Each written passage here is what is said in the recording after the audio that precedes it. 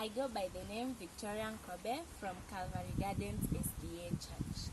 The story of today comes from the book of Daniel, where we find that 4 men, Daniel and his friends, were told to go and along with other men to work for the king. They were to be trained and they were to eat from the king's table and drink the king's wine. But Daniel told the chief officer that he and his friends will not be partaking of that wine, nor will they be taking the food of the king. Instead, they will take water together with vegetables. But then the servant said, "If the king learns of this, surely I will be in trouble." But then Daniel told him, "You can test us after 10 days. And so they were given vegetables and water for 10 days. And when the test came, they seemed to be healthier and stronger than the other men. And so, when after 3 years, they came to be the brightest of them all."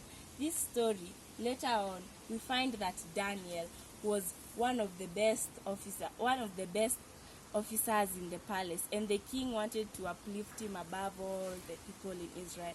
And the other officials in the court seemed to be jealous of him. And so when they went to check on him, they found no problem with him. He was trustworthy and was not corrupt. So they went to the king and told him, "Long live the king. Let us set a law that people should worship no other god or idol other than you."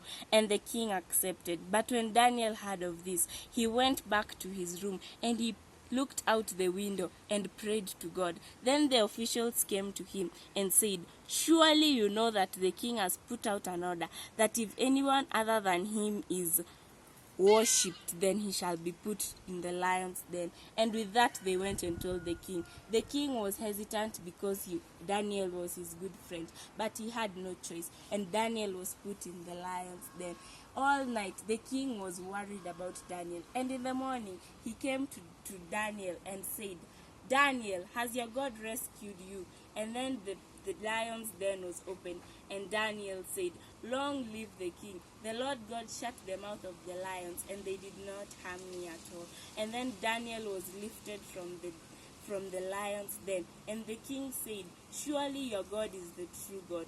All of us shall worship no one else but Daniel's God." And the officials who were against Daniel were thrown into the lion's den, and their bones were eaten up by the lions.